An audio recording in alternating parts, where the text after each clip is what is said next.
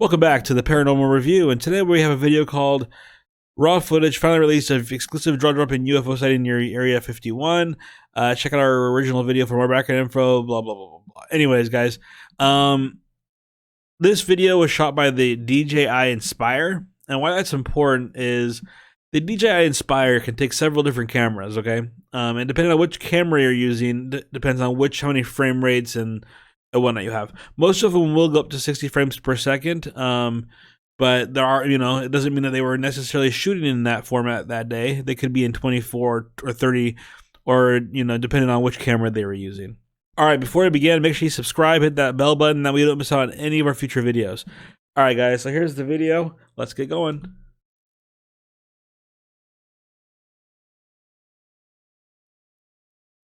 All right, let's do that. Let's get forward. Why not? All right, guys.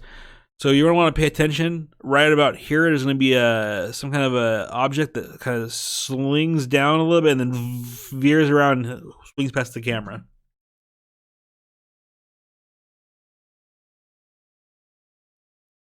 Right there, you see that? Okay, so that is the object in question. It's right here. It's gonna start out right here. Gonna kind of go this way, and then it's gonna buzz right by the camera. Okay. Watch it one more time so you can kind of see it clearly right here. Right now, boom. Okay, so here we are. I took it, and we're going to slow it down to about frame by frame view, and I'm going to kind of tell you what I think about this, okay? All right, so it starts here. The one thing that's kind of suspicious is that you can't see it until it's right there, and then all of a sudden there it goes, right? That's to me the only weird suspicious thing about this side. And here's a large zoomed in. It's gonna be over here somewhere, right there. So that's the one thing that's kind of weird to me is you cannot see it at all until it just suddenly appears right there, right? So right here in this frame, let me get rid of the bar down there. All right, so right here you cannot see the object, and then all of a sudden it's gonna appear. And boom, all of a sudden it's there, okay? Now, this object appears to be fairly small to me. I don't think it's very big. My original thought is that it's some kind of a feather, or it's some kind of an insect, okay? Just because of how small it is. Okay. Now, let me explain something to you guys real quick. There's been some reviewers that say this is obviously CGI because of how it skips forward in frames, okay? They try to explain. I'm going to explain to you guys what motion blur is. Okay, so motion blur is caused when your camera's shutter speed is not fast enough to capture the object crisply, and that kind of leaves a little bit of a blurry trail in between frames. Okay, but that does not mean that this whole entire thing is going to be connected by a camera blur. Okay, and some reviewers have said. And these reviewers do great jobs, and I'm not bashing the reviewer. They do a great job on every single one of their videos. But they say that because it skips from here to here to here without a crazy blurry trail in between means that it's obviously CGI created. Okay, that's not what motion blur is. Real quick, guys, just to simplify it, motion blur occurs when the shutter opens and then closes, and the space in between that. Whatever an object moves, it will be blurred in between that shutter movement, right? So, for example, if this is 30 frames per second, it's going to open, boom, and it's going to be probably about a 60th of a second. So anything that moves within that 60th of a second is going to move, and then that shutter stops, and then it opens again over here somewhere. And that's going to happen 30 times a second. So if this was 30 frames a second, you're going to have an opening, a closing, and then it's going to move a certain amount of space before the shutter opens again, and then it's going to do the same thing. It's going to open, capture the movement, and then shut it off again. That's why you have a whole bunch of different little sections of it moving across the screen, and it's not just all one huge blur, because it's not continuously capturing it. It's capturing it at 1/60th of a second, 30 times in that second. Hope that makes sense, guys. Okay, there again, boom. See how it skips forward a little bit? I mean, that could be CGI, but it doesn't mean that it has to be, okay? So here we go. This is a Nerf gun shooting a Nerf dart at 24 frames per second, and I slowed it down again to a frame-by-frame result, okay? So this dart is only about like that big, right? But because this is shooting 24 frames per second, it's not capturing, a frame that often and not that fast. And so when it's capturing this, by the time the shutter opens and closes, that dart has gone from here to here, creating this motion blur. You can't even see the dart really because of the motion blur. Right? It only captures it 3 times in that whole area.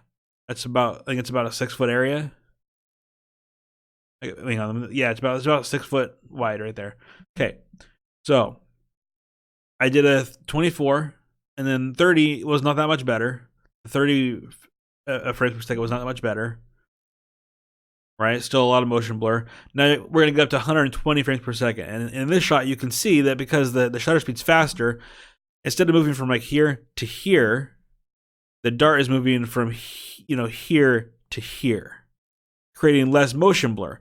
However, by the time the next frame opens, it's moving about another 2 or 3 inches.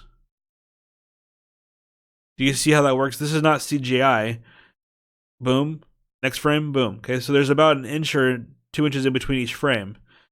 I did not CGI this, guys. And motion blur does not have to connect the whole thing all the way through the whole entire frame in order to not be CGI. That's what I'm kind of trying to demonstrate right here. But the fact that I then again I took the camera and I kind of did more of an angle of what that supposed UFO does, and I shot a dart towards the camera. Distance and layer 120 frames per second there. Let me get to that shot here. Okay. On this one, I kind of shot towards the camera just to see what it would look like. And guess what, guys? It looks just like that object. Doesn't it? Maybe a little bit larger. So, guys, this right here, I don't know how, first of all, I don't know how this could be a UFO unless UFOs are the size of Nerf Nerf darts. That this object right up here close to the camera, which is about the same distance to my Nerf gun looks like, my Nerf dart was to my camera, that thing is very, very small. And if you add the effect of motion blur, it's even smaller than it looks right here, guys. Okay? Now, the one thing that is suspicious is that it just comes out of nowhere right there. It's just, you don't see it anywhere until right there, boom. And then it's there, right? Where was it before that? So that is the one thing I kind of really want to know is why does it suddenly appear right in that moment? And there's a couple different things that it could be. It could just be that the sensor doesn't pick it up because of the camera sensitivity or whatever. Like sometimes it's so small that's the first time the camera could actually pick it up. Maybe that's what it is, okay? I was thinking maybe it could be some kind of a glare on the camera screen and just the angle that it's moving at is just moving it across the screen, the lens, but it wouldn't have that motion blur if that was the case. Right? Unless there is because if it was a crack on the screen or anything like that, it would be in the same spot. It would just stay stationary and be there the whole entire time. So guys, the only thing that's weird is that it just shows up in that one spot. So like I said, it could be CGI, but the motion blur theory about there's no motion blur in between that and that frame, that does not mean that that does not mean anything about it being proven that it's CGI. It could be CGI only because it appears right here, right? It just appears out of nowhere. But like I said, my opinion, guys, this is probably just a bug, and the only reason it doesn't appear right there is this camera's megapixels and things are limited. It's like if a bug flew from right here out of the sky and all of a sudden you can see it flying around. It's like it was always there. You just couldn't see it yet.